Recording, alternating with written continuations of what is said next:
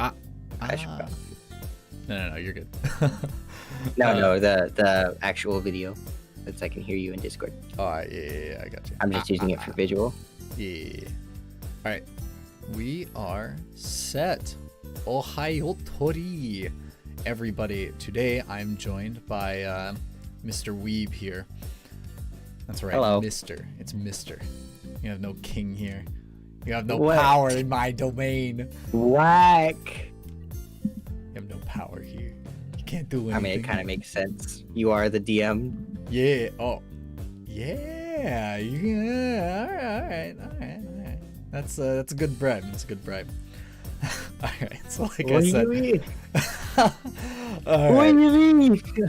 So like I said, I'm here with King Weeb. Why don't you introduce yourself a little bit? Hey, I'm King Weeb. I'm a war god, but here I am but a humble mortal, I guess.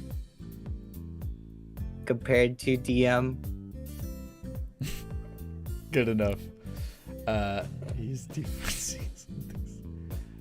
$5 on it being a wizard. Okay, we'll see. Well, it's great to have you here. This is our second player. Now, I was convinced this guy was going to make a cleric. However, I've been told that is possibly not the case. It might not be. So we'll see what this plot twist puts in store for us. Now, you told me a little bit before the stream that a lot of what you want to do, much like Whim, is to sort of reflect your character as a VTuber here in the Horde of the Dragon Queen.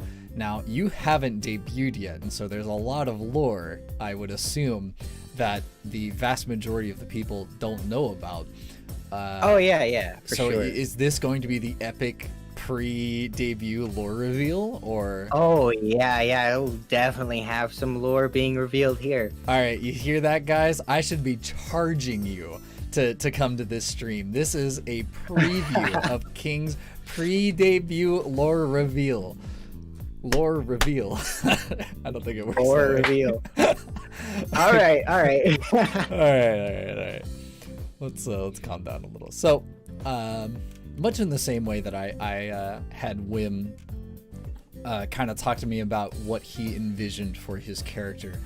What are the like 3 main building blocks we want to get to before we start opening up a character sheet?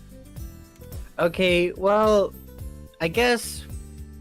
Okay, first of all, this is who I want my character to be. I'm gonna be playing myself, but okay, I have the ability to travel between worlds, dimensions, timelines. Okay. So I guess the best plausible explanation would be I came into this world of ours, and I don't know, got my powers sapped away or something. Well, something's fucking with my powers. So funny story. There's actually a ranger subclass called the Horizon Walker, and their whole thing is that they travel between dimensions, making sure that everything stays more or less in place. Wow. Yeah. See, my chat's already gonna start bullying it, but Ranger sucks. Now. Yeah, Ranger sucks. The thing about Horizon Walker is that the Ranger subclasses that exist from Xanathar's Guide to Everything actually redo a lot of the Ranger abilities to try and keep them in line. So Horizon Walker, Gloomstalker, and what is it? Giant Slayer, I think it is. Have all been written to try and make Ranger a little bit better. However, I have a better alternative. If somebody wants to play a Ranger, I will allow them to instead play a fighter, an Eldritch Knight fighter, which you would get your spells a little bit later, but you would basically just take from the Ranger class, if that makes sense. Yeah, I heard you talking about that on the other stream. Yes. So that way you don't have to put up with Ranger, and I'm okay with like giving you the Horizon Walker abilities instead of most of what Eldritch Knight would normally get. So you're basically just a fighter, but instead of getting all of the same fighter abilities, you would be closer to a Ranger, just without all the garbage in between. Now, if you're really dead set on being a ranger, specifically a horizon walker, I won't stop you. I'll be okay to write some custom abilities. But if maybe you're not interested in being a ranger, we can look into alternatives. Like, for example, if you wanted to play as, I don't know, a barbarian, we'll say, for example. I'm cool with changing some of the barbarian feature abilities with Horizon Walker, so you would more or less be the same subclass in terms of like special abilities, but you wouldn't have to be the base class, if that makes sense. Yeah. You see, what you were talking about me with me earlier, and you were talking about this guy who was a paladin, and he was his own god. Yeah. We have a cleric. We have a cleric in another game who is his own god, and it was like a big plot twist for him, because the way that he set his character up is he was a cleric of war, but he asked the GM to basically write his own backstory for him, and that was the result. Whoa, it was okay. Nuts. Absolutely nuts. That's whack, because I was thinking about being a war cleric because I'm a war god. Yeah, well, you know what I mean? I've been kind of like trying to push you towards that. I'm just saying, Yeah. Yeah, so Cleric of War is a very viable and highly desirable type of cleric, as they're closer to a paladin, but they're more cleric than paladin, if that makes sense. Yeah. They kind of sacrifice a good amount of their spell casting, and what's nuts about war clerics is that at the first level, they get an extra attack, which makes them the only class in the whole game that gives them an extra attack before 5th level. And just like a cleric of life, they also get heavy armor proficiency, don't they? Yes, that is true. And pretty much all clerics start out with a shield. Yes, every cleric has the ability to use shields. Actually, that's not true. Cleric of light, I don't think can. Oh yeah. Cleric. And there's a few others, but either way, yeah, that is also a very big thing for you. The only thing about the extra attack is that rather than being extra attack, what it is that you get a number of free attacks per day, according to your wisdom modifier. So like if you had a maxed out wisdom of 20, that means that every day when you take the attack action, you can expend 1 of 5 charges of this ability to just attack again. Yeah, super epic. I've played War Cleric before, and it's actually quite fun. Yeah, it's one of the more popular ones. But yeah, another option that you could possibly take is you could multi-class a little bit. Yeah, I was planning on multi-classing because I was looking at the Barbarian. Oh, with the Zealot? Specifically the Rage ability, because I guess Rage is the closest thing, because I've spoken about this before, but I have multiple forms similar to it's basically knockoff Super Saiyan. Okay.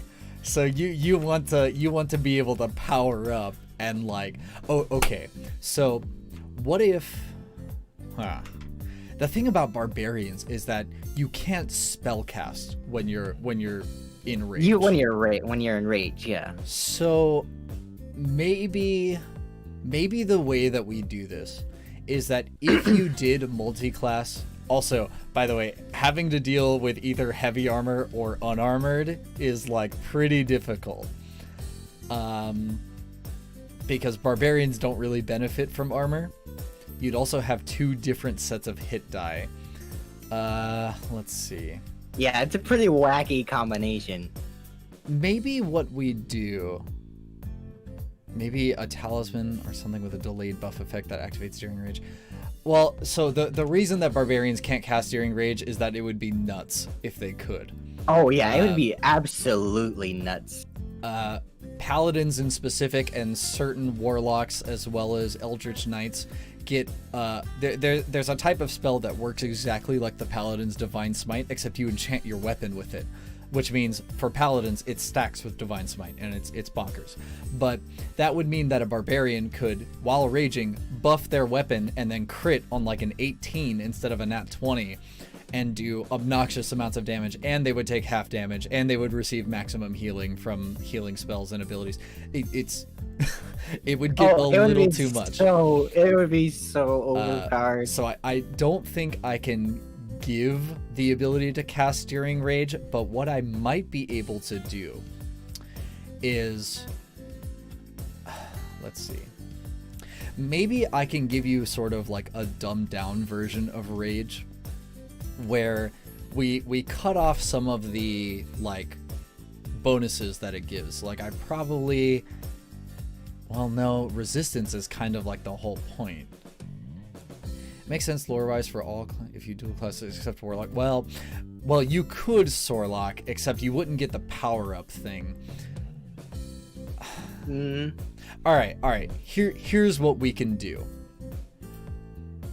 You could be a War Cleric. Let me look up War Cleric abilities. War Cleric. Because I was either between War Cleric or a Paladin, because I am a divine being.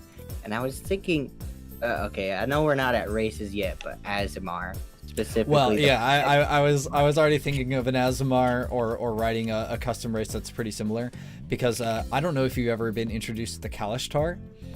No. They are a race from Wildmount.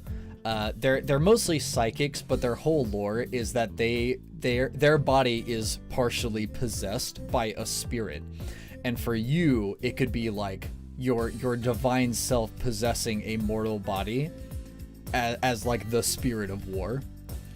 Whoa. Yeah, it's pretty legit. They're also one of the only races that allow you to resist force and psychic damage, or not force damage, just psychic damage. So let's look at Cleric a little bit. Okay, here's what I can do. I can give you Rage and the ability to cast spells. However, it's your channel divinity. It's my channel. Okay. So you get it twice per day instead of your Constitution plus whatever per day. And that's it. So you would retain all of the bonuses of Rage. And instead of it extending for a certain, I'll probably have it extend a number of rounds equal to your Wisdom modifier, because usually the way that Rage works is it's 10 minutes or as long as you can stay in combat, whichever is longer. So okay. This way, that means you can activate your Rage and you can go without being hit or dealing damage to continue it, but you have way less uses and it never scales. You could do like a God's Messenger thing, so you can have dual personalities like the Cleric and God. Well, see, I thought about doing something like that, but in his case, he is the God and he's aware of it. Well, assumingly. Yeah, I'm aware of it. It's just when I came into this world, we're starting out at level 1. Level 1. You go from 1 to 60. It would make sense that I lost my powers, a lot of my powers when I came here. So I was thinking it would be kind of like an Aqua situation where I'm like, I'm a god, and nobody believes me. I have a pretty good idea. So not only can we go with something like that, but like the main lore of the game is that the Cult of the Dragon is like stealing a bunch of stuff to try and summon the Dragon Queen. And it's a lot of stuff. Hello, October.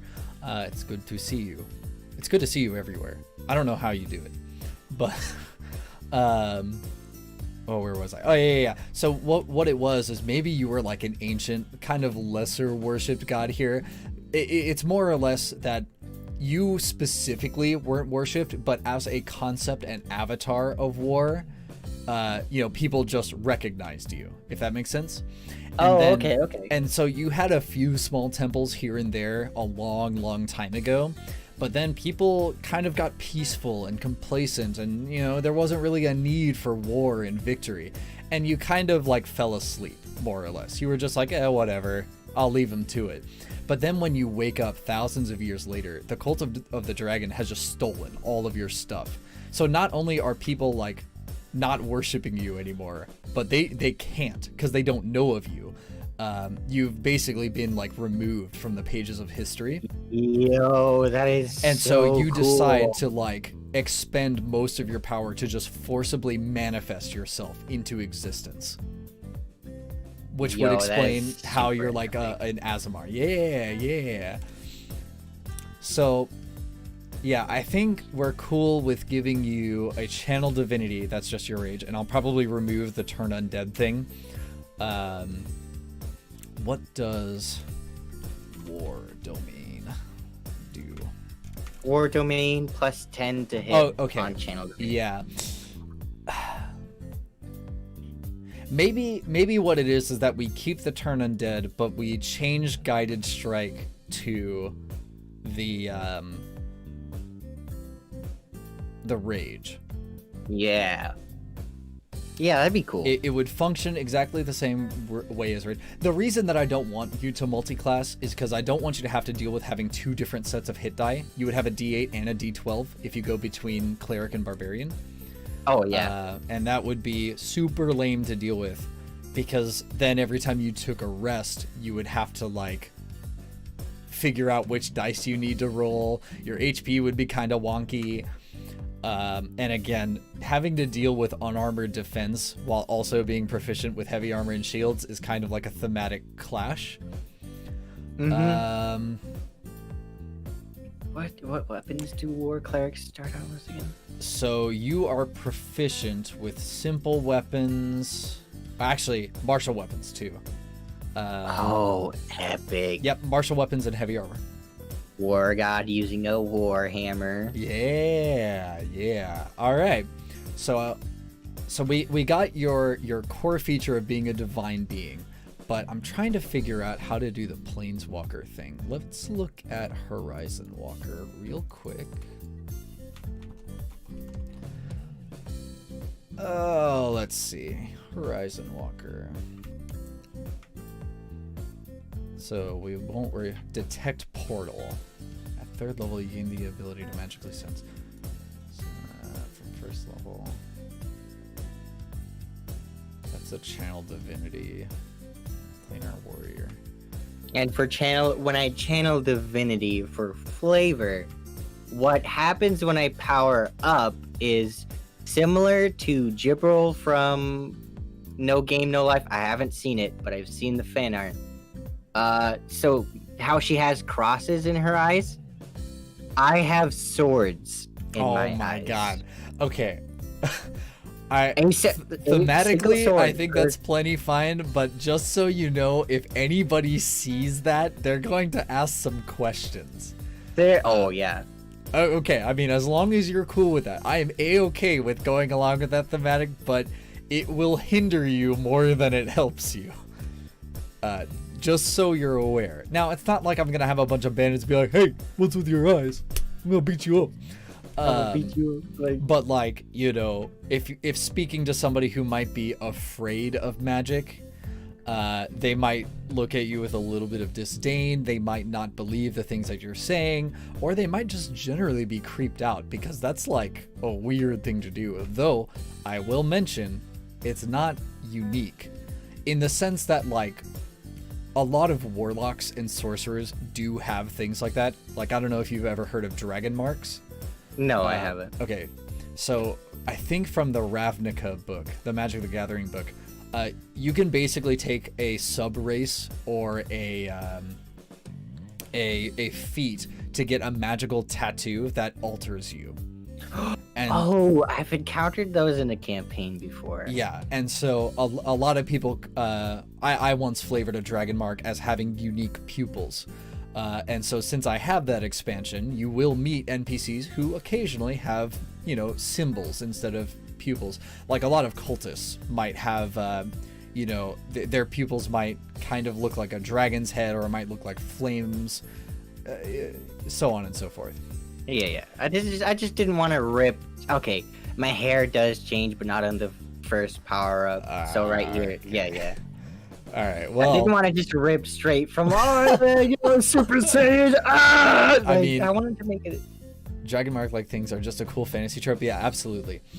So yeah, I think it would be cool. Maybe your eyes change when you use the rage, if that makes sense. Yeah, that's what I was talking about. That's what I was talking about when I used the rage. Yeah. So at first I thought what it was is that, like, I just naturally had them. Yeah, No, I was like, only when I rage do they come out.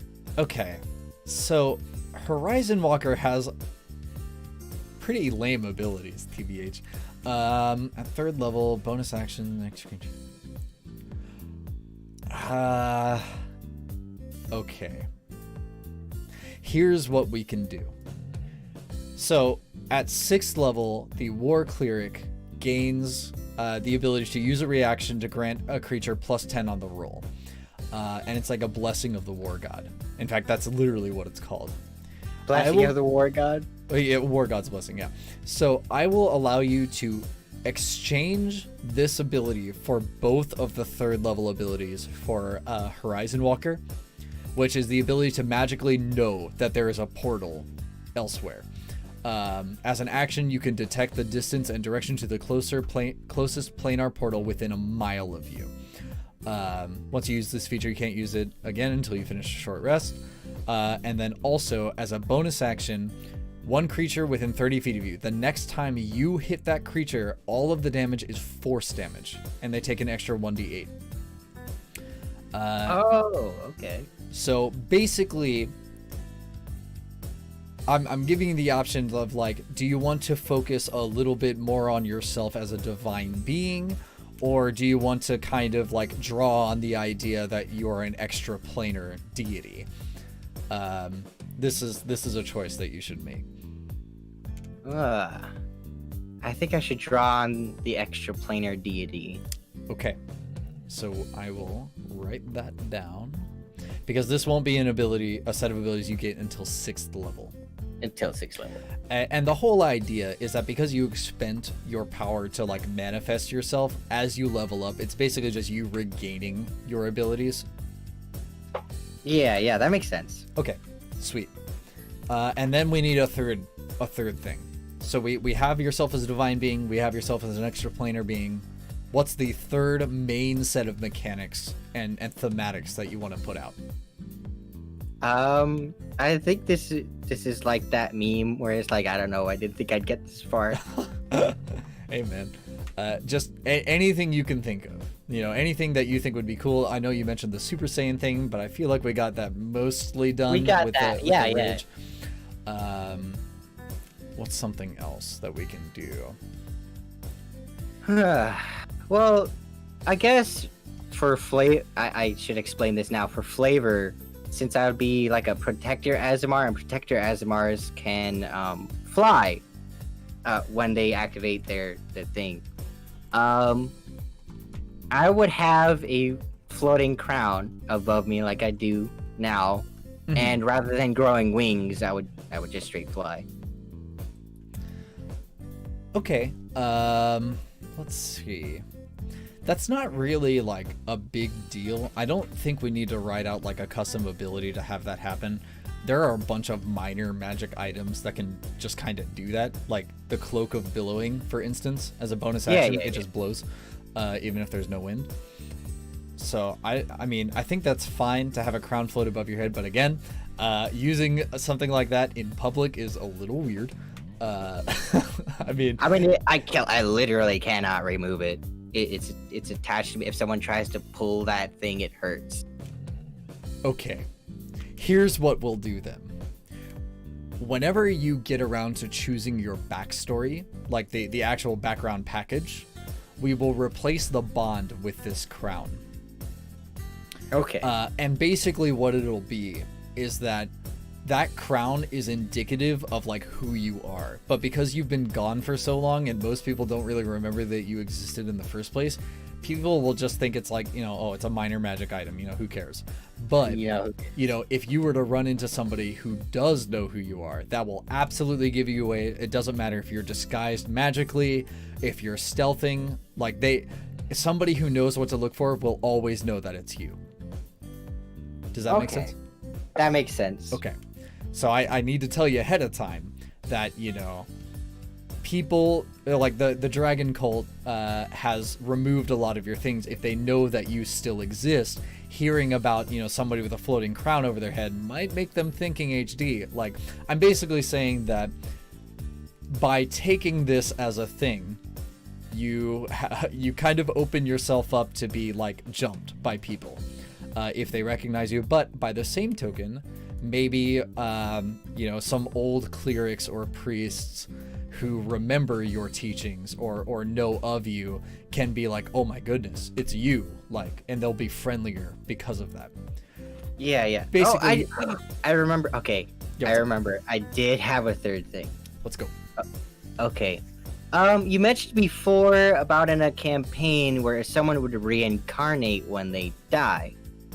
So, part of my character lore is that first of all, every god in the universes, like all the gods that can travel between dimensions and worlds and stuff, they're all connected. Like it's a whole network. Mhm. Now, those gods, being more powerful than most other gods, when they die, they don't actually die. They more of reincarnate, I guess. Yeah. So what would happen is if for some reason I die in this campaign, I come back. Now I may come back as a different class, different stats, but I'll be there. I'm pretty sketchy on this one. I thought you would be. Well, the problem is that by having, so I've dealt with characters who have reincarnation abilities, and what I really don't like is the narrative of, oh, I'm going to run into a dangerous situation because there's not really a consequence for dying because I'll just come back. And I really dislike that because it not only is not a compelling narrative for you as a character, but also for me as the GM, and the rest of your party is now down somebody until you come back. So it's pretty troublesome to deal with, but what I could do... I think what it would be... let's see. Okay, here's what we'll do. So, at 17th level, the War Cleric gets the ability to resist bludgeoning, piercing, and slashing damage from non-magic weapons. Well, since you have a rage built in for your channel ability, your channel divinity, this ability is actually useless. So what we'll instead do is we'll give a... No. We're not going to do saving throws. I'm going to give him the Barbarian ability where if you are... If an attack would drop you below 1 HP, you make a number of saves. And it'll be a con save. And what it is the DC increases by, we'll say 5 every time that the ability ticks. And what it'll be flavored as is that you are so godly, you are such a divine entity that you basically expend your power over and over and over to just not die. Because you are war and battle incarnate, if that makes sense. Yeah, I actually really like that idea. Right, and so it'll probably start at like a DC 5. Undead toughness, except with an increasing DC, because undead fortitude is stupid that they can just make a con save and, oh no, I'm not dead. But yeah, it's a similar concept, and you can kind of flavor that as like reincarnating yourself just really quickly. Really quickly, like... Ooh, man. Yeah, I mean, the way that I would flavor it if it was my character is I die and then I burst into flames and I'm back because, that's what I do. But you might say, you're slain in battle, but maybe like you grab the sword that's stabbing through you and you're just, your eyes start to glow and, all this power starts to surge around you and all that stuff. So I think we're going to do that. However, mind you, 17th level. 17th level, yeah. This campaign can go to 17th level. It is supposed to stop at 16th. However, again, I've rewritten a few things so that it could go to 17th, depending on what you guys do between the two campaigns. Also, there is an alternate ending that allows the campaign to continue beyond both of the books. I don't want to spoil anything, but more or less, if you lose the final battle, it's not the end of the campaign. Oh, okay. So we could go all the way to 20th level. But that remains to be seen. So I think that's the earliest I could give you a reincarnate style ability. Actually, let me look at Barbarian. Let's see. When do they get their ability? It's brutal crits. Dominable might. Okay, that's not it. I think it's Path of the Ancestral Guardian. Nope.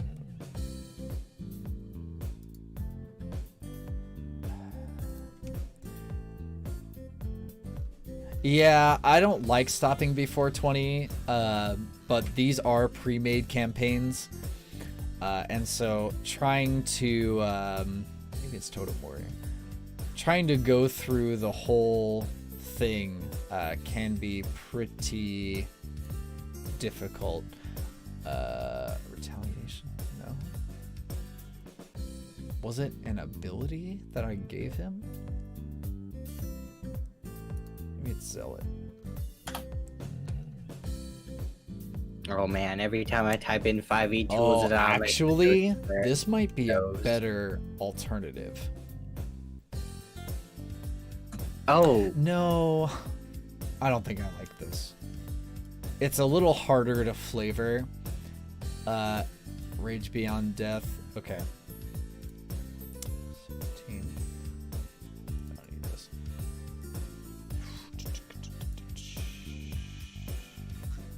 Just cleric get 16th. Okay. I think I'm chill with giving you this at 15th level. Okay. Epic. Which means that your 17th level, the only thing you would really get is Destroy Undead of CR4 or less and your 9th level spell, instead of the Divine Domain feature. But that means that your 15th level isn't just an extra spell slot. Okay, so are we chill with that?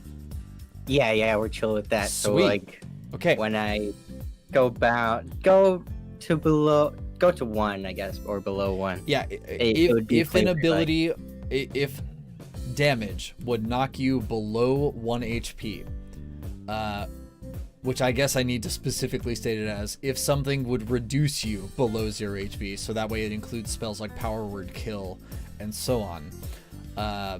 Though, well, Power Word Kill's kind of special. I don't know. Anyway, if an amount of damage would reduce you, negative health while raging. So I was looking at the Rage Beyond. Yeah, I ended the discussion as I read that. Yeah, I was looking at Rage Beyond Death, which is basically the same thing that you just stated, but with the way that he wants to like reincarnate, that doesn't quite work out. Because Rage Beyond Death, what it is that when you drop to 0 HP, you still make death saving throws, you're just not unconscious. You just keep going. And if you fail all your death saving throws, you die as normal. So it's basically exactly the same as what you just wrote, but I don't think it's as good, not just thematically, but also I think it's kind of weaker, especially since we're removing his 17th level ability. So I think I'm chill with this. All right, so what you're going to do now, go into the journal, which is the second tab over the chat box. You're gonna click on Weeb. Oh, epic. You're gonna hit the tab that says Character Sheet and hit Character Mancer, and then we'll go through it. Wait, edit? No. Click on it. Oh. Click on. Yeah, so you click on King Weeb, and then there. The character. Yeah. All right, you got it. All right. So welcome to the Character Mancer. Since you said that you saw Wim's thing, you're more or less aware of how this works. So we'll start with races. Well, I listened to it more like a podcast while I was working. So the Charactermancer is basically Roll20's way of connecting all the books that I own online with their site. So that way you don't have to manually write everything. Of course, in your case, we do have to manually write a good amount of stuff, but that's okay. I can handle that for you. So we'll start with races. You already stated that you wanted to be an Aasimar. Yes. So that is an option that you can select in the drop down. Gives you +2 charisma. And we'll talk about your alignment. As a divine being, as a deity, what instructions do you give your followers? Well, I guess as a war god, obviously it has to do with, more specifically, I was more about protecting one's own country rather than just, going out and just conquering everything. It's less about the glory of combat and more for fighting for a reason. Yes. Okay.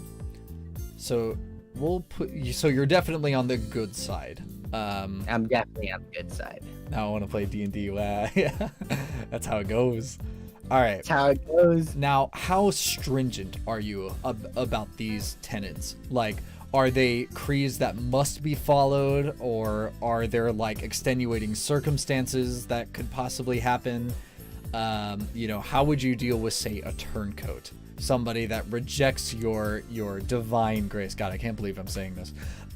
Somebody that rejects your divine grace and then would come back to seek clemency from you. How might you treat them? So for someone who turned their back on me and then came back, well, it depends on what they turned their back on me for. Like, if they turned their back on me, let's say for complicated reasons about revenge, I would totally understand that. I'm all about revenge too. What if somebody, they're a part of a nation, they're drafted into the military, your tenants say that they need to defend their country from an invading country, but it turns out that they are originally from the invading country.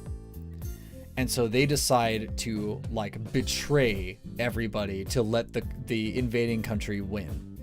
But then they come back and they beg for your forgiveness. Okay, so they came from the country, but the country that they're in, they got drafted for. Yeah. They were sworn to defend the country that they betrayed. Their childhood was in the invading country? Yes. I guess.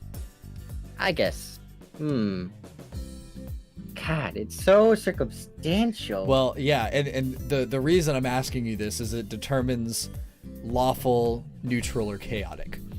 I was thinking more chaotic. Well, I'll let you know based on your answer. Well, I guess it would more have to do with they grew up there, so I would be understanding. Okay, so your worldview as a divine being would be that, as long as you more or less do what's good for you, do so in this name. Yes. So I would say neutral good. Because neutral is self-serving. You do things for your own sake. If you had said that you cut him down or smite him because he broke your rules, that would be lawful. If you perhaps gave him a blessing or a reward for betraying the country and bringing glory, that would be chaos. Okay. But if you choose to forgive him, we can go neutral good. Neutral good. All right, you can read, speak, write, common, and celestial. Pretty straightforward stuff. I won't force you to roleplay this, but if you choose to speak in celestial, as I mentioned to Wim before, celestial is a language spoken in kind of a song-like manner. It's usually described as very pleasant to hear to most neutral or good-aligned creatures. So just a thing to note in general, that if you choose to speak in a celestial-like manner, even if you're speaking common or in celestial, to sort of use a word choice that's a little more regal and maybe poetic, if that makes sense. You don't need to say, "Thou hast forsaken me," but you know, something fit for totally go a for king. thou. Well, do as you please. I mean, I'm not gonna make you do it, but again. So you have resistance to necrotic and radiant damage. Oh man, actually this made me super excited. There is a spell that I think is absolutely made for you, though it's kind of screwed up. Okay, so there's a spell that was added pretty recently called Sickening Radiance. It's a huge sphere. It's like a fireball, except it's persistent. And it does a pretty decent amount of radiant damage and adds a level of exhaustion to everybody that's inside of it, which means after 10 rounds of being in it, no matter how much damage you took, you're dead. You're just dead. And it's kind of the idea of something that's overwhelmingly heavenly. Holy shit. Yeah. Now, I use this spell. So I play in a modern day campaign where my character has a god complex because they have divine powers and they're sort of making themselves into a god. And they use this power and be like, kneel, you know. They're also part divination wizard, so I can force people to fail the saving throw. Oh my god, divination wizards. It's nuts. It's absolutely nuts. But yeah, Sickening Radiance is definitely the kind of spell that sort of fits this idea. Hell yeah. All right. Healing Hands. As an action, you can touch a creature, cause it to regain a number of HP equal to your level. Now, this is pretty, like, accidentally thematic, because paladins have the same ability in the form of Lay on Hands. Yeah. But, I mean, you don't have as many uses of this ability, and you can't cure diseases with it, but it more or less works the same way. And you know the light cantrip, which is probably one that you would take anyway, but it is important to note that you do not have... Oh, you do have dark vision. Okay, never mind. Okay, so... You walk into a game, I have dark vision? You have dark vision. Now, you don't have magical sight, so that means that the spell darkness will still affect you normally. Devil sight? That warlocks have? Well, some warlocks, but yeah. Some warlocks. So the subrace, Fallen Aasimar probably isn't for you. Protector is probably what you're going for, as they have the ability to just grow wings and stuff. However, I would like to introduce you to the Scourge Aasimar. Are you familiar? I have looked into them before, but I've never played a Scourge Aasimar. So the Scourge Aasimar isn't so much unheavenly. They're kind of more zealous in their idea. They have the ability to deal damage to themselves and everybody around them. Basically, you are so radiant that it like surges out from you. And you like burn yourself and everybody around you. Yeah, so starting at 3rd level, you can use your action to release the divine energy within yourself, causing a searing light to radiate from within you, pouring out of your eyes and mouth and threaten to char you. Your transformation lasts for 1 minute or until you end it as a bonus action, during which you shed a bright light in a 10-foot radius, dim light for an additional 10 feet, and at the end of each of your turns, you and every creature within 10 feet of you take radiant damage equal to half of your level, rounded up. In addition, once on each of your turns, you can deal extra radiant damage to one target when you deal damage to it with an attack or spell. Basically, this is kind of like the Super Saiyan idea, except it's like to go even further beyond. To go even further! Because it hurts you too. But remember, you're resistant to radiant damage. So at level 1, we always round up, so you're going to deal 1 damage to yourself and everybody around you, which makes it pretty dangerous to use. But in a pinch, dealing 1 damage to everything around you if you're surrounded, I mean, that's an upwards of like, yeah, that's like 8 creatures that you could be damaging. And most creatures at level 1 don't have much HP. So it's pretty good, especially if you can repeatedly heal yourself. But I think that this would thematically fit you because it's kind of like going into a rage, except it's far more controlled, depending on how much you want to flavor it. You could say that it's you using power that the body you've created isn't yet ready for. Okay. But the Protector Azamar does get the wings. So yeah, the Protector Azamar does get the fly ability. So that's up to you. I personally feel like both of them are equally good for you, but if you really wanted to hone in on I'm angry, you me smash, Radiant Consumption is the way to go. Huh. Well, I already got the rage ability. That's true. It would be good to fly. Protector Azamar. Go. All right. Protector Azamar it is. Oh, because man. Part of me that I haven't really focused on is the fact that I fight to protect that of which I like. And right. And that makes sense. Nerd bird. Shut up, Jupiter. All right. So once on each of your turns, you deal extra radiant damage when you deal. Okay. Can't use it till you finish a long rest. All right, sweet. So, going to go on to class, and we're going to pick Cleric. Next. Choose a class, Cleric. All right. So, your skill proficiencies, kind of like I went over with Whim, you can always go back and change these later. My recommendations are going to be history and religion. For pretty obvious reasons. The idea, of course, history being that you've lived or you've been around for a super long time.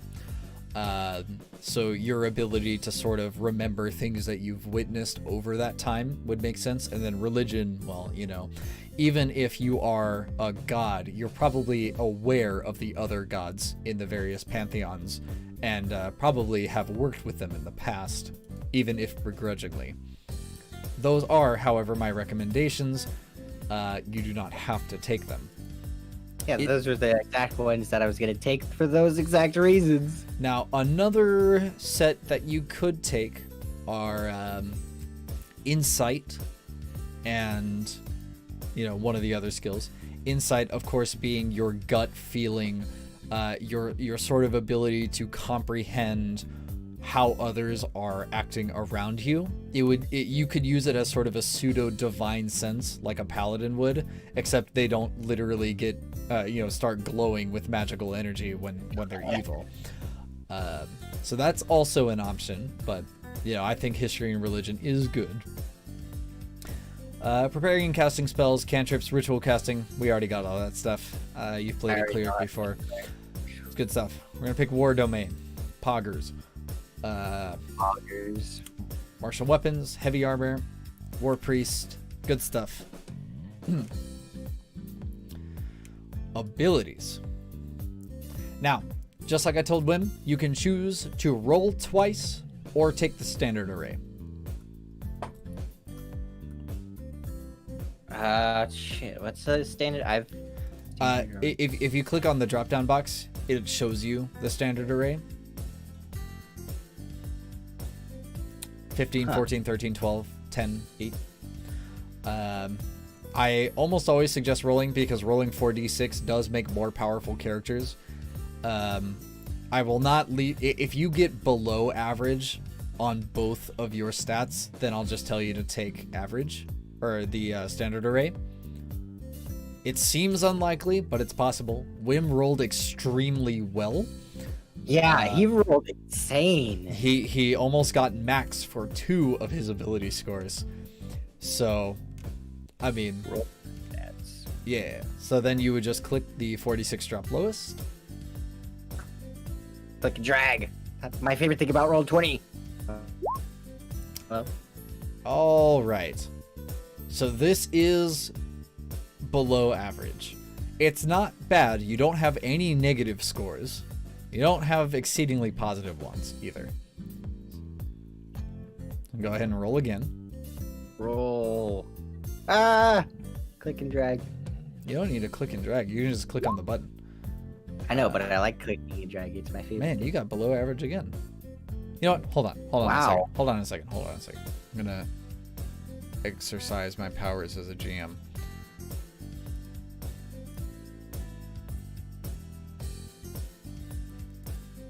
One second. I miss this about roll 20, rolling the dice like this. Okay. Wait. So there goes my roll for you. Now let's look at it. 15.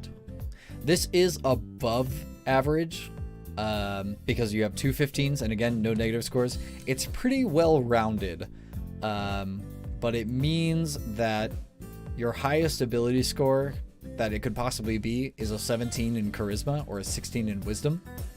Not excellent. So if you like, you can take average or you can take this. You don't, hold on. I don't like this. Let me roll one more time. Okay. This is the best I can give you. So this gives you better higher stats, but also you have an 8 and a 6. Huh. Which would be -1 and -2 for various modifiers, respectively. So, I like having negative modifiers on characters. I think that it makes a more compelling narrative. I've always been the type to min-max. Well, that's fine. Especially since you're going to be using heavy armor. You could put that 6 in dexterity and just really suck at initiative rolls and dodging things. We could just flavor it as I'm just so used to tanking everything that I just don't.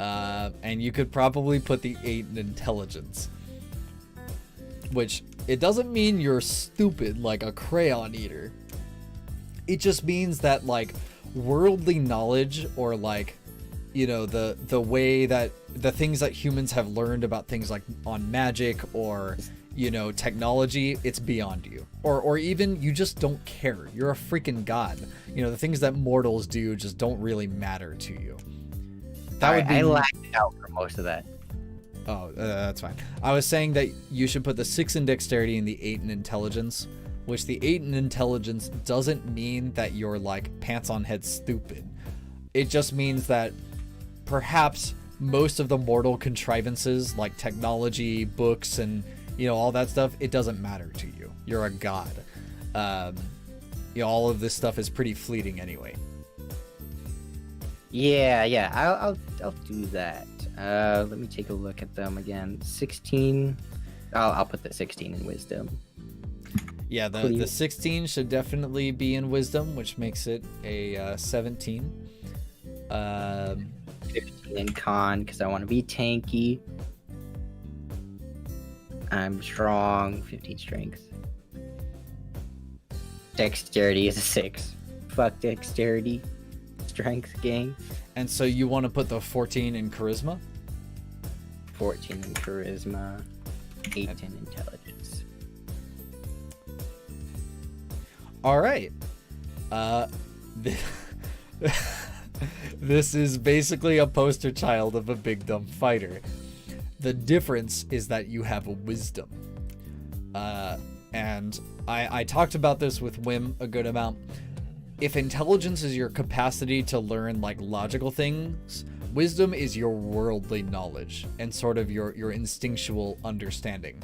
Because you have such a high wisdom, you can basically anything that you as a person can think of, as long as it's not like how to solve a puzzle or like put together riddles or something, your instincts are very, very sharp. Anything that you might pick up on as a player, like if I describe something a certain way, your character can absolutely pick up on. Super epic. You are very perceptive, you are very level-headed, and the world is something that you can perceive from a lot of different perspectives. You're just not very good at figuring out what all that means. Super epic. Oh, excuse me. Absolutely epic. Absolutely epic. All right, so background. There's a lot to choose from, and we can make our own. But what I would personally recommend is either picking Knight or Acolyte. Acolyte gives you the Shelter the Faithful ability, which means that if there is anyone of a religion that you are, I guess in your case, either somebody that is part of your religion or is otherwise friendly to you, they will like help you out, as long as you don't do anything like extremely sacrilegious. So again, you know, if like a high priest of another church recognizes you, they might, you could ask like, hey Kagerou, can I use this ability to kind of like relate to them? And you know, that'd be fine. The thing about Knight is that it gives retainers. Let's go to Knight. Where did it go? There it is, right above Noble. So Knight, the retainers is you have 3 people, and in your case they would probably be priests, people that are so devoted to your faith that even after the Great Purge, you know, maybe before the campaign started, you were just sort of wandering around, and these travelers found you, and they're like, "Oh my goodness, you know, it's I can't believe you're here on Earth," and they kind of caught you up to speed on everything that's happened. They will help you. They are absolutely loyal to you. They will follow you around, help you fix up your armor, keep things maintained. They'll do minor chores for you. They will not fight for you. Oh, okay. They're basically NPCs that do like kind of middle management work. And we can talk about backstories for them and like, you know, all that other stuff. Those are my suggestions. Though, like with Whim, you can also tell me what it is you want to say that your character was doing before the start of the campaign. So like, what kind of connections with people would you like? What kind of society might your character be most interested in while, you know, wandering around the Earth? How do you think they caught wind of the strange movements that have been going around by the rumored Cult of the Dragon, which has otherwise been silent for the last few thousand years? I was gonna go with Acolyte. Acolyte? Okay. And how I was dragged into the campaign is obviously these Cult of the Dragon bastards. They just bastardized everything on this fucking planet, and I'm not too happy about that. Right. Now, a thing to note about the current state of affairs in the Sword Coast. The Cult of the Dragon, like I mentioned, hasn't really been hasn't been publicly known for quite a few hundred years. Most people don't even remember they exist. Everybody who talks about them kind of talks about it in the same way that some people in the modern era would talk about like the government, you know, they're controlled by lizards or whatever. Right. I mean, you know, it's like, oh, my goats went missing. It must be the Cult of the Dragon. Like, God, shut up. You know, even though they're actually doing stuff like that, most people haven't really caught wind. They don't believe it. They just think it's nonsense. Like, you know, people just trying to stir up drama for the sake of stirring up drama. But in your case, I mean, it's absolutely fine if perhaps a few of your faithful or some, or again, a friendly faith has more or less informed you like this is a real thing. We can't just talk about it in public though, because, you know, it would basically decry our personal image. You know, mortal politics and stuff. Yeah, mortal politics and stuff. Now, what's interesting here is that the Acolyte background gives you the religion skill, which you already took from your class. So we can go back to the class and you can pick a different skill. Well, Insight is also given to you for free. Oh. From Acolyte. Yeah, go figure. So that leaves you with Medicine and Persuasion. You can go with any one of these. The party, as I am so far aware, does not have a specific face person, but both you and Whim have pretty good charisma. Actually, I think both of you are tied at 16. Persuasion. And both of you would be capable of Persuasion. Okay, so you want to take Persuasion? Yes. As a note about the medicine skill, you can use medicine in combat to stabilize somebody. It won't bring them above 0 HP, but if they're bleeding out and you don't have spells or cantrips that can help them, you can use the medicine skill. And it's a decently low DC, so if you're trained in it, you're almost guaranteed for success, especially since you're a wisdom build, but that's up to you. I think persuasion is just as good for you as medicine would be, especially because I don't imagine a scenario where you don't take the cantrip spare the dying, which does the exact same thing. That's what I was just about to say. Spare the dying. Right. So, but in the event you didn't want that, you know, I wanted to make sure you had options. So let's go back to the background. Now you get 2 language proficiencies. You already have Celestial in common. Something that I would say is a good one is Abyssal or Infernal. As a god, you have undoubtedly dealt with demons and or devils. Not just in combat, but also in negotiation. Unlike typical mythology, it's not uncommon. Well, I would say it is uncommon, but not unheard of for celestial and infernal beings to temporarily put their differences aside for the sake of a greater evil. Just as a kind of a passing mention, demons are generally the worst things ever. Technically speaking, the celestial realm created demons to kill devils, which are trying to prevent the world from ending, and devils are like, yo, why are you like this?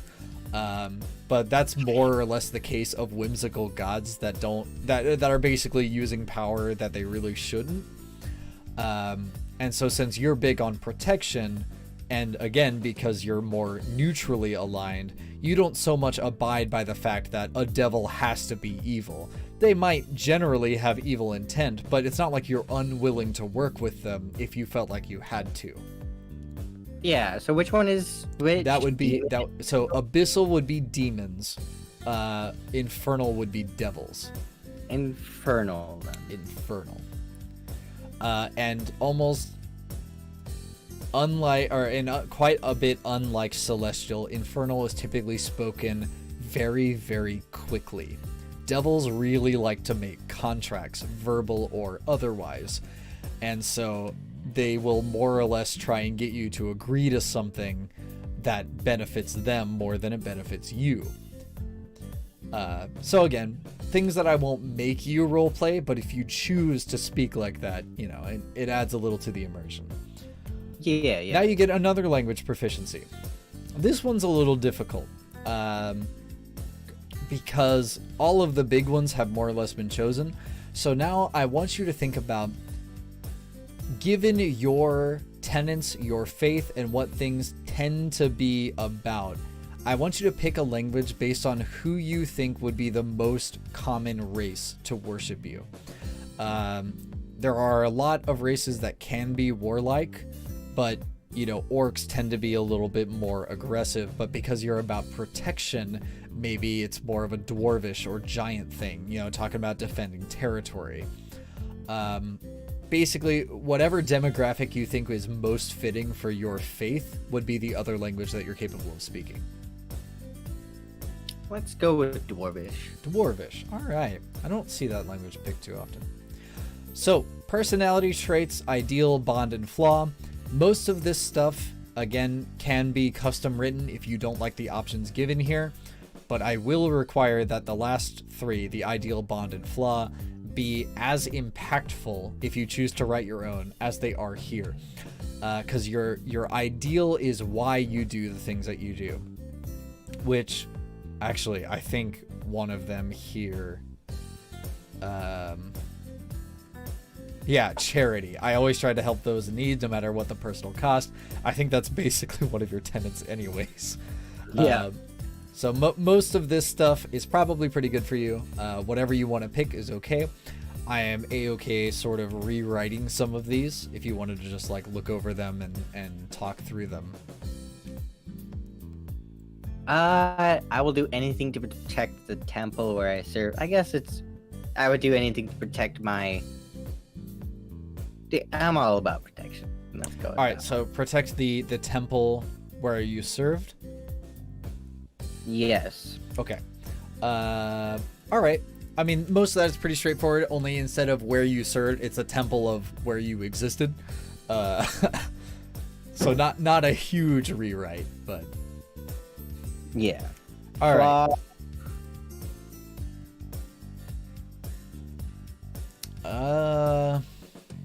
Let's see.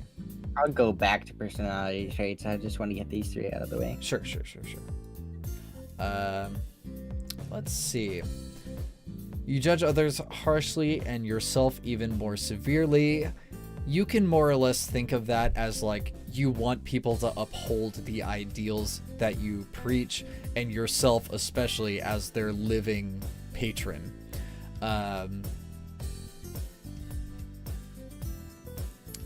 That makes sense. Another one is that could be, well, no, that doesn't work because you're very wise. Inflexible in your thinking could be something that's somewhat fun. Like maybe if you guys are trying to solve a problem and you're pretty sure it's like, guys, can't we just beat down the door? No, it's trapped, but I'm God. Right. That is totally, yeah, that's totally what I'm going for. Okay, you are inflexible in your thinking. Now, you do not have to roleplay this flaw every single opportunity you get. You are a wise individual. It is I sometimes dislike this flaw because a lot of people are like, well, I'm stupid and therefore I have to abide by this. No. These are guidelines. Your character is more or less a human being in the sense that they are capable of thinking beyond their own means. And you are wise enough to heed the advice and insight of your fellow party members when you inevitably meet up with them. And for ideals, you always try to help those in need. All right, so personality traits. I am tolerant of other faiths and respect the worship of other gods. I mean, that's a good one. Of course I respect my other gods. Some of them I don't agree with. Some of them I hate. Well, yeah. And it even says, I am tolerant or intolerant of other faiths and respect or condemn the other worship. Now, another good one that I particularly like is the second one here. I can find common ground between the fiercest enemies, empathizing with them and working towards peace. Like you said again in the earlier example, sometimes things are complicated. Everybody fights for what they believe is the right idea. I mean, that's almost how to describe literally any conflict ever. And as the living deity of war, it's not unlike you to understand that, like, sometimes people put in 100% for maybe something that's the wrong idea, but they believe so fiercely that it is the right idea that you can kind of get their passion. Okay. I can find common ground. Epic. I was looking at that one too. So that's pretty cool. I really like that one because it opens up a lot of opportunity for, like, if you capture a prisoner where most people might be like, oh, we got to kill him because he's one of the bad guys. Maybe it's like, well, at the end of the day, they're a human being too. Okay, so we're going to choose class equipment. I assume you're going to pick the Warhammer. Yeah. You are proficient with chainmail. It is heavy armor. And when we open up our compendium here, we can look at what chainmail gives to you. So chainmail would give you 16 AC, and since you don't really have a dex mod to speak of, that would mean that you would have 16 AC. You have the requisite strength to hold it, but much like the case with Whim, you aren't exactly stealthy, but maybe that doesn't matter for you. No, it does not matter for me. God. Wait till they find out that there's a stealth mission at the very beginning of the game. Oh my God. Okay. I also have a shield that gives me another +2 AC. +2, yep. So you would have 18 AC to start. And I believe you have the ability to pick the... Yes, Whim. I chose to tell you this after you made your character. No, it's not that bad. All right, light crossbow and crossbow bolts, or any simple weapon. You know, choose whatever you like. Sure, a spear. Stab. Yeah, spear. It's a throwing weapon and a pretty versatile melee weapon. Priest pack or explorer's pack. I would probably say the explorer's pack because you've been wandering around for a little while. Yeah. All right, sick. What the fuck is a prayer wheel? What are the hit die for a hand axe and a spear? Oh, don't worry. Because you've selected this equipment, once the sheet is done building your character, it'll be added to your sheet anyway. Oh, okay. I'm trying to figure out what the heck is a prayer wheel. Less than the other. Oh, that's interesting. Huh. I've never seen these things before. All right, do you want a book or like a small mini hammer with a bunch of runic symbols on it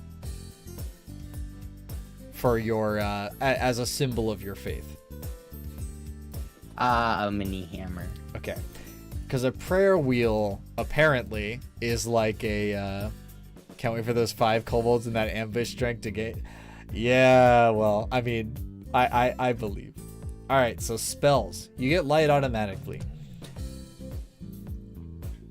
You also get divine favor and shield of faith automatically, which gives you another +2 AC. So that means during combat you can have 20 AC. That's pretty good. God, I hate clerics. Okay. Tee. All right. So, for cantrips, we already went over that you're probably going to take Spare the Dying. You don't need the light cantrip because you get it for free. Resistance isn't superb, but it's not bad to take. What the heck does Word of Radiance do? Oh, actually, this is pretty good. So Word of Radiance is a cantrip that kind of does the same thing that the Scourge Azamar does. Everybody around you gets just hit with radiant damage. And what's great is that this isn't a spell that rolls to hit. The enemies roll to save. And people don't have excellent saves at level 1. So if you're surrounded, this is an awesome spell. But remember, it can hit allies but it's only a range of 5 feet, so it's the immediate squares around you. Okay. Also, it doesn't hit you. So that's. I usually go with Sacred Flame. Well, you can go Spare the Dying, Word of Radiance, and Sacred Flame, so that way you have a ranged, melee, and utility option for your cantrips. See, what I was gonna go for, which is what I usually go for, is Spare the Dying, Sacred Flame, and Toll the Dead. Toll the Dead is weird because it's necrotic damage, which more or less means that it's like you're ringing the bell and reminding somebody of their mortality. I didn't suggest it originally, despite it being a very good cantrip. I feel like since you're more about protection and staying alive for the sake of what you believe in, it didn't really make a lot of sense for you to be like, hey, you gonna die. Everything you believe in is dead. It's dead. Everything you believe in is dead. Okay. It's fine for you to take Toll the Dead and kind of reflavor it as I, as the god of war, declare you the dead. And that's fine too. So if you want to take it, that's a-okay. You utter a divine word. I'm familiar with that one. They're both equally appealing to me.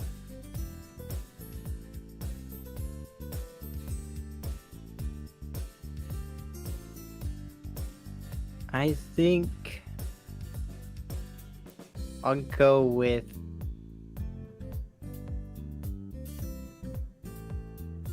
Word of Radiance. Word of Radiance. Because I already got Sacred Flame for that D8. I mean, the D12 with Toll the Dead is quite good. Yeah, but I also yeah. have that ward. I know. Told the Dead is so good. All right, so for free you get Divine Favor, which gives you 1d4 damage on hit for your weapons. It is concentration, and then you also get Shield of Faith, which I think is a vastly better spell. Now, the thing about clerics is that we don't get stuck with certain spells. What we do is we prepare spells every day from our Right. text. Right. So we get access to all the spells, but we have But to you only choose have one so many spell slots. Yep. So for the time being, go ahead and well, you don't get all the spells. It's a number of spells equal to, I think, your wisdom modifier plus something. Maybe it's 2 plus your wisdom modifier. Oh, no. I was talking about how like wizards and sorcerers Yeah. learn spells. We already know them. We just have to keep them to the spell slots. Right. So I could change them up every day. Yep. So go ahead and pick out your starting ones. Inflict wounds. Because fuck you.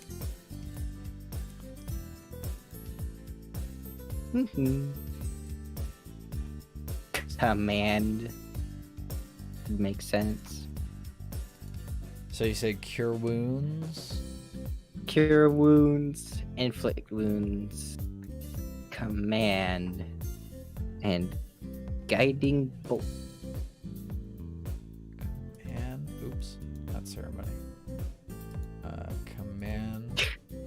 I have me and my other D&D group, we have this running joke with protection from evil and good, where I'd be like, like the DM would say, like there's like poisonous water or gas around you, and I would go, I declare the gas evil and I cast protection from evil and good. You know what's funny is that spell does none of the things that you might think it does. No, it doesn't. What's that spell even good for? Which one? Oh, protection from evil and good.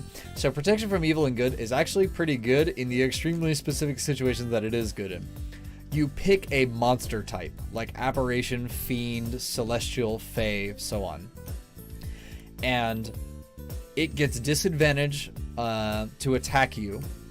It has or any ongoing effects cast by that creature or from an ability, which is especially good when you're fighting like vampires or something, ends, or rather it's put on pause until the spell ends. So if your HP has been permanently reduced by an effect and then you cast a spell, you actually get it back, albeit temporarily. So it's pretty strong in situations like if you get jumped by a bunch of devils or something, you can cast it and then choose devils, and they can't charm you, they can't fear you, they can't command you, and they have a bunch of disadvantages to even hit you. So I think I'll swap out Guiding Bolt for Bless. Bless is a highly underrated spell. I know that it's concentration, which makes it pretty difficult to use all the time, but it's like that D4 for an attack roll or a saving throw is nuts, especially at low levels. Oh yeah. And you can even flavor it for you as just, it's kind of your divine blessing. You just give out an aura that specifically inspires 2 party or 3 party members, but I assume that you're always going to target yourself in one of the 3. Oh yeah. Yeah. Everybody does. All right. So then we have feats, which you can't choose. You can fill out the bio on your own time. Do I think there's any spells worse than True Strike? Yes, Witch Bolt. Witch Bolt is an extremely cool spell, but it's not really one that has a lot of use. Now, because you roll to hit and then you maintain concentration and deal guaranteed damage every turn. The problem is if you go out of range, the spell ends, and the spell has a range of 30 feet. Imagine a caster like a sorcerer having to remain in 30 feet of a monster that they're trying to take down. For a concentration that is just 1d12 lightning damage every turn that you have to use a bonus action to even use. Yeah, I really love the thematics of that spell because it's like force lightning and it latches onto them, but it just sucks. The only place I have found a good spot to use it is if you have the spell sniper feat, because then it increases to 60 feet, and that's way more reasonable. But so we have your cleric made. The only thing missing is oh yeah, you can write out your bio on it at a different time, so go ahead and hit next for review. Next. And then hit the create the character. And once it's done, we will swap around some of your abilities, like what we talked about with.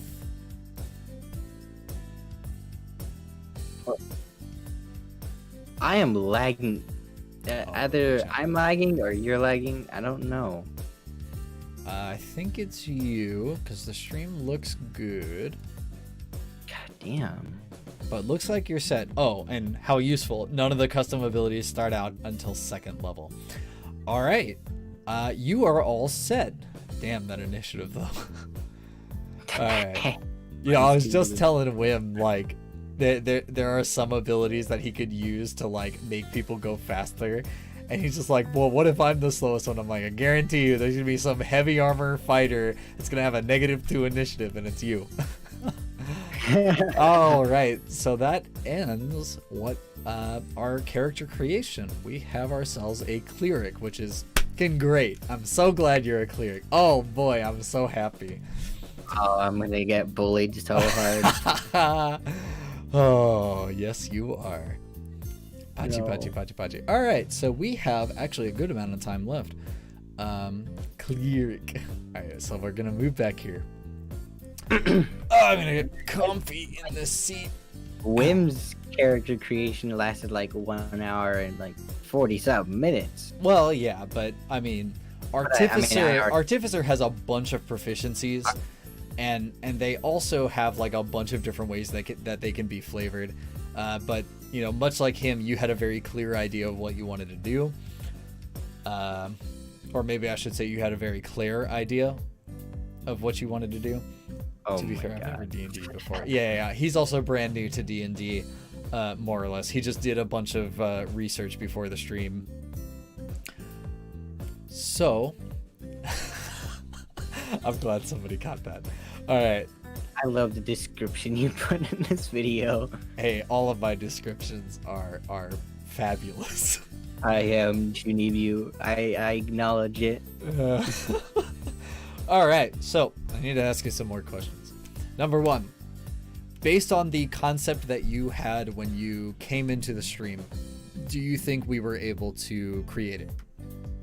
Oh, we nailed it on the head. I wasn't sure. I mean, I wasn't sure that we were gonna get this close to what I wanted. In fact, it's basically almost exactly what I wanted. You hear that, Actually. chat? You hear that, chat? I'm perfect. I'm so good. I'm so good. Praise me more. But no, I'm very glad that that's the case. I mentioned this before, and I'll mention it probably in every single one of these streams.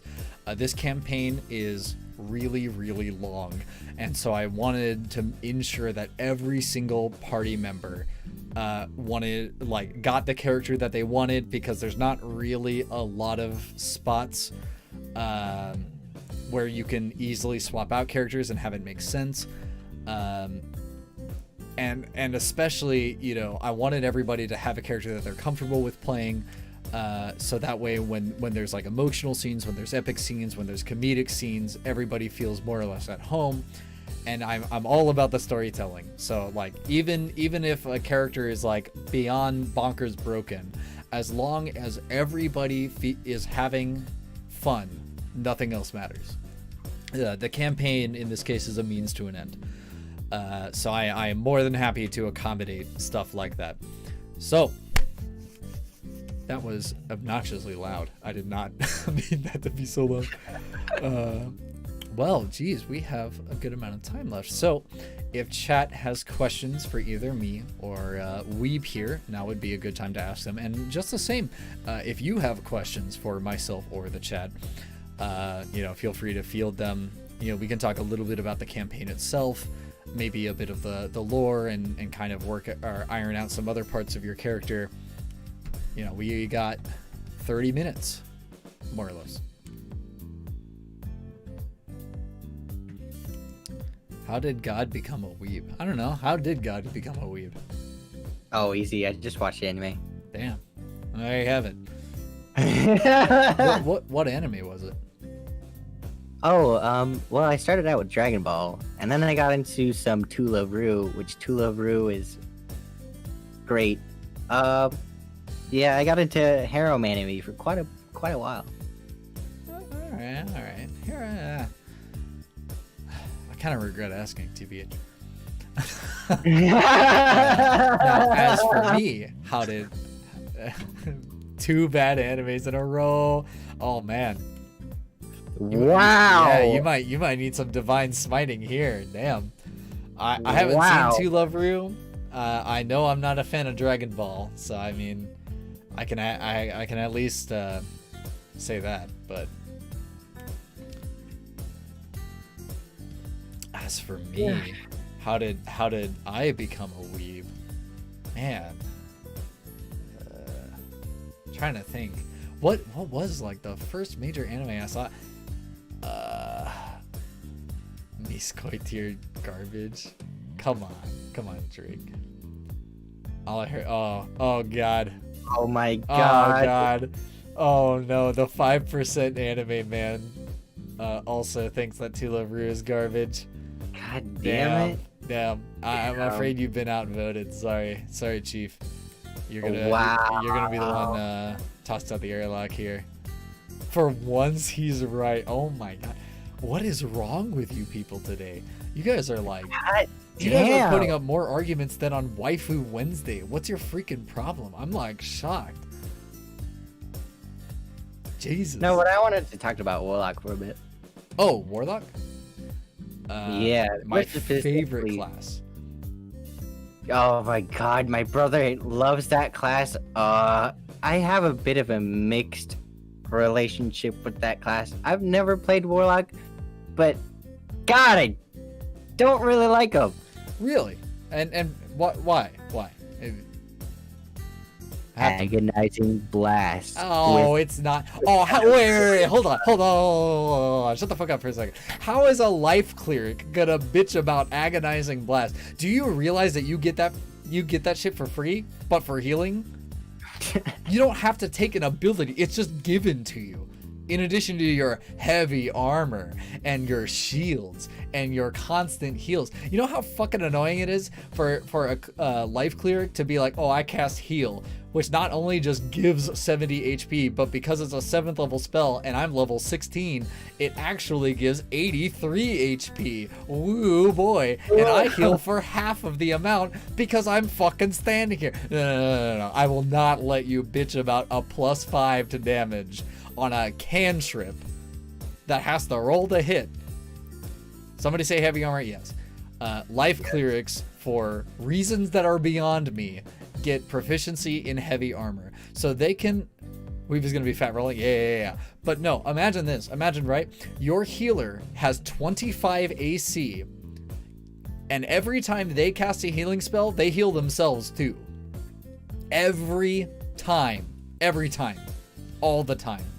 No. I will not allow somebody who gets a basic ass ability to roll half their level in dice and just distribute it.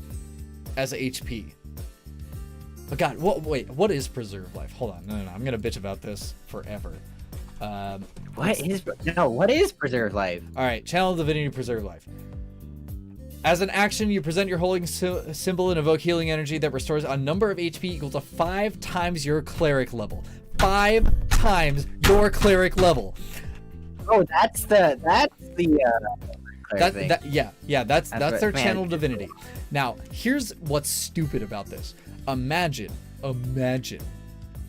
as a bonus action, as an action, you use preserve life. Yeah. You use preserve life. You're level 16. What's 5 times 16, weeb? Oh, damn. Wow. I've never really been that high of a level before. Well, sure. Yeah, calculator knows. Don't bully me. So 80 HP. That can't bring you above half HP, which is fine, but you get 80 points of health that you just hand out to your party members like it's freaking candy on Halloween. All right. Then, as a bonus action, you cast mass healing word. Which mass healing word is what level of spell? What level is that? It's been so fucking long since I've played it's D&D. third level. My bad. So if you cast mass healing word at the 5th level as a bonus action, which I don't know why it's a bonus action, so that means you would be rolling a 3d4 plus your wisdom and life clerics add. Well, we'll just say their wisdom modifier twice. So 3d4 plus 10 plus 80 HP to your entire party.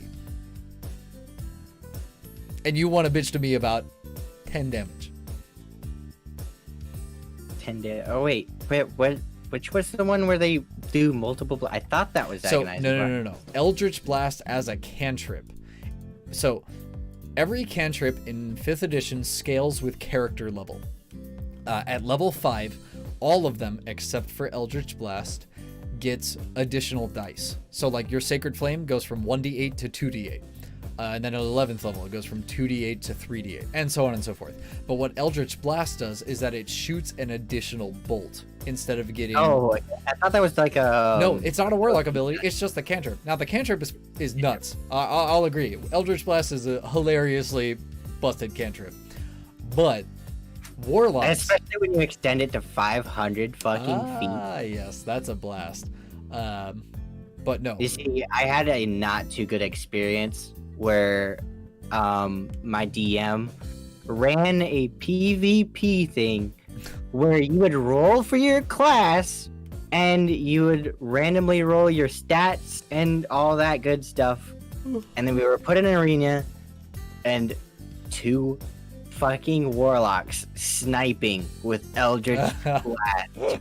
I fucking hated it. I was a paladin. And they were sniping me with that shit. I was so pissed. Well, that means you just need to get good because Paladin is the best class in the game. Right next to monks. Yeah, you just suck. Oh, yeah. Open hand muck. God, that shit's broken. That shit's it's pretty nuts. But no. Yeah, Divine Smite is bonkers. Too bad you can't use it on ranged attacks anymore. Well, you can, kind of. It's a little convoluted, but I was able to build a ranged paladin. I was like a religious assassin. So what it is that throwing the hammer doesn't work because it specifically says melee attack. So you can't do that, Drake. But what you can do is that paladins on their spell list get the smite spells, which kind of do the same damage as regular divine smite. So you would cast the spell on your bow because it does not say melee weapon. So bonus action, you enchant your arrow and then you can smite at a distance like that. So that works out. But otherwise, no. Yeah, I played a religious assassin who is a Mark of Shadow elf that was a paladin, and they used a bow. It was a lot of fun. Yeah, imagine being a stealthy paladin. It happens. Wow, a stealthy paladin? Yeah, I was a dex build, so I took medium armor master. I always take shield master and tough first. Well, I mean that makes sense, but if I'm trying to be a ranged paladin, shield master is worthless because I need both hands for the bow. My DM hates it when I take shield master because it's like, oh, I'm supposed to take half damage. I take no damage. Yes, they hate it. A ranged paladin. It is possible. It's a little hard. Well, what heresy? It was the best build in Pathfinder to go a ranged paladin. Because, well, ranged classes in Pathfinder were just obnoxious in the first place. But yeah, ranged paladins are totally legit in 5th edition. They're a little weaker than their melee counterparts, and a lot of their abilities are a bit harder to use. But it's possible, and I think it's a lot of fun. Because while I think the standard sword and shield fantasy paladin is good enough, I wanted to do something a little different. But no, warlocks are hilariously fun. Especially when you only dip like 2 levels into them. One of my favorite combinations is Sorcerer 18, Warlock 2. Because you can twin cast Eldritch Blast for a total of 10 bolts. Divine Soul Sorcerer? Divine Soul Sorcerer with Hexblade Warlock. Imagine a caster running around with 20 AC, healing spells, and they can twin cast Agonizing Eldritch Blast at 500 feet. No. Oh, and they get and they get both hexes, which means that they do an additional thinking. Hex would be 1d4, and then Hexblade's Curse at 20th level would add plus 5. Yeah. So with Agonizing Blast, that would mean all 10 bolts would be hitting at approximately, well, we'll say they would hit at a plus 9, or if you have the right equipment, it would be a plus 11. Yeah, so you would be hitting on average against AC 22 for 10d10 plus 100. Oh my fucking god! It's hilarious. It's hilarious. I love doing it every time. And if I were to build Kagerou into D&D, he would be a Sorlock of Divine Soul. Oh I wouldn't meme that hard. Oh my god. I don't think I would take Hexblade Warlock, so I wouldn't get the medium armor or the Hexblade's Curse. I'd probably take Fiend Warlock for the fire abilities. But oh no, it's hilariously fun. Okay, the first time I fought a Tarask, it was fucking hilarious because it nat one twice, and it hit its own jugular and died. I don't quite have the home rule of enemies hit themselves on a nat 1. They just kind of miss. But again, I did mention. I'll hold off on that. We'll wait till all the other players are done, and then we'll talk about stuff like that. What are we at? 140. All right, we're doing pretty good. Yeah, desk minus 5 cleric levels. God, preserve life just makes me angry. The first time I ran this game, the party, I've mentioned that we had a Archdevil Warlock, we had a Samurai fighter, a Path of the Totem, or not Totem, Ancestral Guardian Barbarian, and a Life Cleric. Ancestral Guardian Barbarians. I like them. I think thematically they're really, really cool. I hate dealing with them because, again, we had a Life Cleric taped to this guy. I can see why that would be bad. I hit them with back-to-back Dragon Breaths because it recharged The way the dragon breaths work is that when you use it at the end of the dragon's turn, you roll a d6. On a 5 or a 6, they get it back. So I rolled a 6. And the very next turn, did it again. Wiped almost the entire party. Only the cleric and the barbarian were left. Everybody else... Oh, I forgot, we also had a bard. But anyway, the cleric did that stupid thing where he did preserve life. And I was like, okay, whatever. And then he as a bonus action, used mass healing word. And I was like, ugh. Whatever, it's their big ability. That's fair.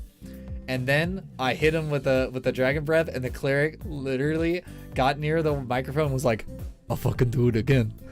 No, don't do it. Don't do it. Please. Oh my God. Don't bring back the party at full HP again. I'm gonna start crying. And I did, because I couldn't win in encounters. The only time I was able to deal with it was just before the final boss of the module of the next module. So they were all 16, 17. I actually managed to take down the warlock, the bard, and then I took the cleric down. Because all of the enemies were intelligent. They knew how the party fought. They knew how to deal with the party. The party was quite famous, being 17th level and stuff. If your party doesn't fear goblins, you're not using goblins, right? Well, I didn't need goblins. Goblin I just had a bunch of dragons. Because at this point, tangent. Oh no. At this point, the cult was like super desperate, so they just released a bunch of dragons, like everywhere, and so they converged on the party. And I finally did it, and then the cleric gets up with a nat 20 on his death saving throw, and you won't believe what he did next. He raised the whole party, and then healed them to full. Again, I couldn't believe it. How was I not prepared for this? The party later yelled at me because they were like, that encounter was too hard. And I was like, okay, first of all of you lived. You're at level 17, which means resurrection spells, 2 of you know how to bring back the dead from beyond permadeath. So even going below 0 and like dying is not a hard thing to deal with. Also, the like royal army that they had recruited was right behind them, which, by the way, have an entire temple of clerics specifically devoted to bringing back the dead. The encounter was supposed to kill the party. It was supposed to be a TPK. Wow! And they won. And then they not only won the combat, but they did so without losing anybody. And they have the audacity to tell me that it was too hard. No. What? No. You were supposed to lose that fight. Don't tell. No. No. Oh my God. No. There were Tarask in there. God. All right. Well, we are at 1:45. So what I think I will do is we'll start to wrap up before I get a freaking aneurysm talking about clerics again. I'm telling you, I hate clerics of life. I understand how to deal with them now, but man, that was just an awful experience. Alright, fuck it. You know what? Tarask, 10 Tarasks appear and you're fucked. Yep. I mean, what's that huge golem that's like a ton of corpses? Oh, a flesh golem. No. Oh, sounds correct. I have another way, a far easier way to deal with it. Actually, this campaign has it too. So, funny story about Horde of the Dragon Queen. This specific module was actually written before the DMG came out for 5th edition. This was the launch module for the entire edition. And so there are a few items and abilities in this game in specific that are not anywhere else. Specifically, there is a weapon that is cursed. If you get hit by it, you cannot be healed until you take a long rest. Like, what? Period. You just can't regain HP. Wow. Yeah. You know, that's actually okay. A little bit of more lore here. So it's similar. So my strain of war god, which there's only one other god like this, hailing from the Roman Empire. The Roman Empire still exists in 2020 in my world. Okay. I and this other war god, our strain, the strain that has the ability to go Super Saiyan and all that. the way that we also gain power is we absorb the blood of both fallen allies and enemies, either through the skin or we drink it, like it floats through the air, like the Abyss Walkers in Dark Souls. And what I can do with that is it can also come back out of my skin, covering my blade. And if you get cut by it, you can't heal.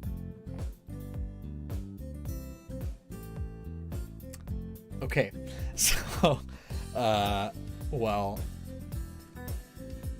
I think I know what weapon you're looking for. However, I'll let you know this now. In the base edition of this adventure, that weapon is supposed to like basically destroy itself when its owner dies because of like an ancient pact. I will let you keep it on the condition other enemies will have it too. Oh, no, I wasn't saying that I wanted it. I was just explaining some. Well, I mean, I think I like this idea. You know what? I like this. I like this a lot. Uh-oh. Yeah. Come on, Wim. It'll be a bunch of fun. Oh no. I don't want enemies with this weapon. Well, too bad. There's at least one that has it. And they are guaranteed to be your enemy.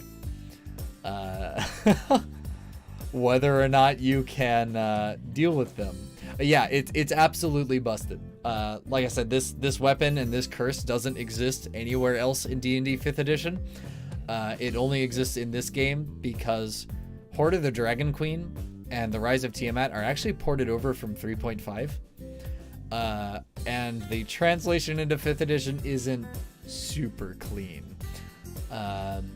I've kind of talked at length about how the very first two combats in this game are pretty difficult. Oh, excuse me.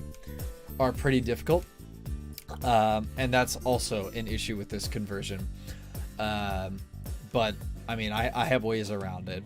And again, a lot of you player characters are pretty powerful because I was quite generous with the rolls and stuff. So, don't worry, this weapon exists in this game. How often you'll find it? I wouldn't count on it. It's pretty rare, so it's not like I'm gonna, every kobold runs at you with a knife and is cursed. Good luck, because that would be awful. However, I definitely will be using a weapon like this for more than one combat. So be aware. What else? We're at 50. Okay, so I think we can go ahead and start wrapping up. Are there other questions that you have about the campaign? Or maybe do you have a particular... Actually, I should have asked Wim this. I feel miserable. Maybe I was just too concerned about time.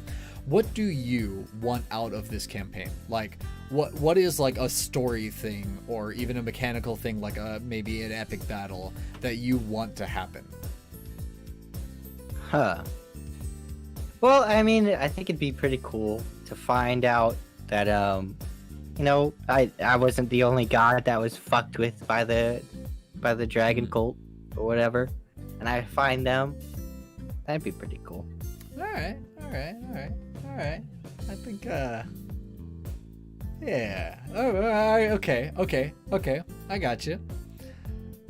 I think that would be very interesting. Now, they could be... You took the Acolyte background, didn't you? I took the Acolyte background. Okay, alright. I know what to do here. Except, whether or not... whether or not they're friendly to me, I don't know. Well, I do, and that's what matters. Okay. Alright, I need to... Where's my notepad? No, see the rat god.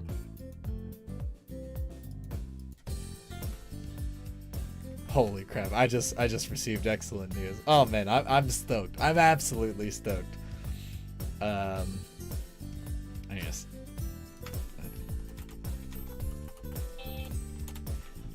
Okay. Hype, yeah. Big hype. Do you have any expectations for, like, what you definitely don't want? Like, I assume PvP is going to be out because I specifically asked everybody to have good-natured characters. So, Oh, yeah, PvP is out. okay. Yeah, I don't think that'll be too big of an issue. So we're probably set there. He's really... Come on, man. Alrighty. What? Just ignore him. It's okay. It's okay. You don't need to worry about it. All right. Well, man, the rat god is a great guy. I'm not gonna put in the rat god. The rat god. I already have another streamer that I need to put in here. Don't worry, Riley. I haven't forgotten. No, don't turn me into marketable play. Oh, that's what I need to do. You know, I need to tell you, eventually when your character becomes famous, you know, they're gonna make you into marketable plushies. No, don't make me into marketable plushies. It's gonna happen. It's gonna happen. There, you know, it's gonna be like just before the epic fight, and it's gonna be like, oh my goodness, the original God of War has come back. Oh Jesus, I can't believe I title dropped. No, Sony, don't sue me. I can't believe the original Avatar of Battle has come to lay claim to his throne, and then they're gonna be selling Clockwork plushies. In fact, Whim is probably gonna craft them. Oh my god. Yeah, he's gonna craft. I dove down from power because people forgot about me, and then another war god comes up and he's like, rah, and he's the opposite of me, conquer everything, and then we have an epic clash. Yeah, that'd be crazy if something like that happened. That'd be nuts. I can't. Wow, would you look at the time? Look at the stream time. Wow. Oh man, I can't Holy believe crap. it. Oh, We're almost at 2 hours. What the heck? Where did time go? All Oh right. my god. So we will go ahead and wrap up the stream here. If you say rat one more time, I'm gonna put you in timeout. All right. Okay. We're gonna go ahead and wrap up the stream here. Do you have any closing remarks, or? You can't get rid of war. It's always gonna be around. I'm always gonna be around. You're always gonna be around. Okay. Say no. It's Kagerou. Yeah, what? You too. It's Kagerou. Yeah, there you go. Hey, put some feeling behind it. Aren't you some kind of god of war? Come on. It's Kagerou. Is that the best you got? Come on. It's Kagerou. It's Kagerou. There you go. Shout my name to the highest heavens. There we go. I don't have to. I'm already in the heaven. Yeah, you just shouted my name to all of it. Look at me. Now you're stupid. Yeah. Well, I mean, all the guys know you. You bug us all the time. All right. I'll see you guys later. Eternity.